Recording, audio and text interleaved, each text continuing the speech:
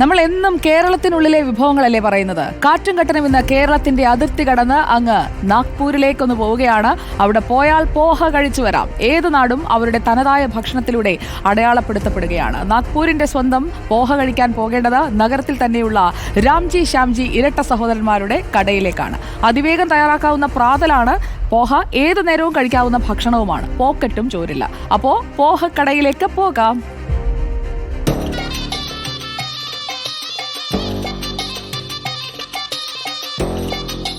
നാഗ്പൂരിൽ അടിപൊളിയായിട്ടുള്ള കുറേ ഫുഡ് ഐറ്റംസ് ഉണ്ട്. അപ്പോൾ അതൊക്കെ ഒന്ന് കഴിച്ച് എക്സ്പ്ലോർ ചെയ്യാമെന്നാണ് കരുതുന്നത്. നാഗ്പൂരിലെ ഏറ്റവും പ്രധാനപ്പെട്ട ഭക്ഷണ വിഭവം ഏതാണെന്ന് ചോദിച്ചാൽ പോഹ എന്ന് പറയും.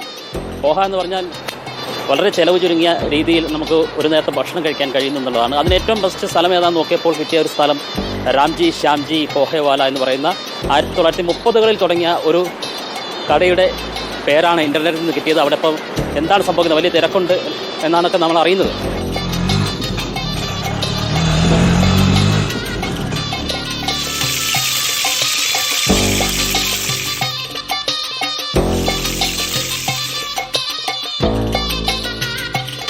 പോഹ അന്വേഷിച്ച് നമ്മളിപ്പോൾ നാഗ്പൂരിലെ ഏറ്റവും പ്രധാനപ്പെട്ട അല്ലെങ്കിൽ ഏറ്റവും പ്രശസ്തമായിട്ടുള്ള കടയിൽ തന്നെയാണ് എത്തിയിരിക്കുന്നത്. രാംജി ശ്യാംജി പോഹേവാലയിലാണ് എത്തിയിരിക്കുന്നത്. അപ്പോൾ ഇവിടുത്തെ തിരക്ക് കാണുമ്പോൾ തന്നെ നമുക്കറിയാം സംതിങ് സ്പെഷ്യൽ ഇവിടുത്തെ പോഹ എന്ന് സംഭവിച്ച്. We can say both. If you want spicy, we can add it on the special tarri is called. So we can, if you add a special tarri, then it gets spicy. यहाँ पे अगर तुम Sunday के time पे आओगे, Saturday Sunday के time पे, you can see यहाँ पे जो सीनियर सिटीजन्स जो होते हैं, जिनका प्रॉपरली एक ग्रुप बना होता है, वो भी यहाँ आके सिटिंग करके अपना उनका जो डेली रूटीन का जो गॉसिप होता है, जो चर्चा होता है, वो यहाँ पे करते हैं और फिर यहाँ का पोहा और चाय यहाँ पे खाते हैं. See, it's a very, even in Karnataka, it is a breakfast food, and Maharashtra, Kanda poha is also very famous. So, yeah, both the states have the common thing, and let's see how it tastes today. Half plate. നമ്മൾ രാംജി ശ്യാംജി പോഹേവാലയിലെത്തിയിട്ട് ഒരു plate poha വാങ്ങിയിട്ടുണ്ട്. വെറും 25 രൂപയാണ്. Half plate ഉണ്ട്, full പ്ലേറ്റും ഉണ്ട്. അപ്പോൾ half plate നമ്മൾ വാങ്ങിയിട്ടുണ്ട്. എന്താണെന്ന് ട്രൈ ചെയ്യണമല്ലോ. നാഗ്പൂരുകാരുടെ ബ്രേക്ക്ഫാസ്റ്റാണ് ശരിക്കും പറഞ്ഞാൽ പോഹ.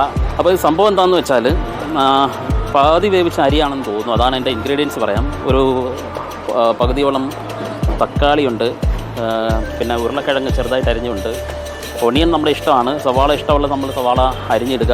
അത് കുറച്ച് ടേസ്റ്റിന് വേണ്ടിയിട്ടാണ്. അപ്പോൾ അത് സംതിങ് നമ്മളിങ്ങനെ കഴിച്ച് നോക്കാൻ പോവുകയാണ്. 1934 ഫുട്പാത്തിൽ ആരംഭിച്ച ഒരു ചെറിയ സംരംഭമാണ് ശ്യാംജിയുടെയും രാംജിയുടെയും ഇരട്ട സഹോദരന്മാരാണ്. हमने इतने सालों में सीखा है, क्वालिटी से हम कोई कन्फर्माइज नहीं करते हैं. ഓറഞ്ചുകളുടെ നഗരമെന്നാണ് നാഗ്പൂർ നഗരത്തെ അറിയപ്പെടുന്നത്.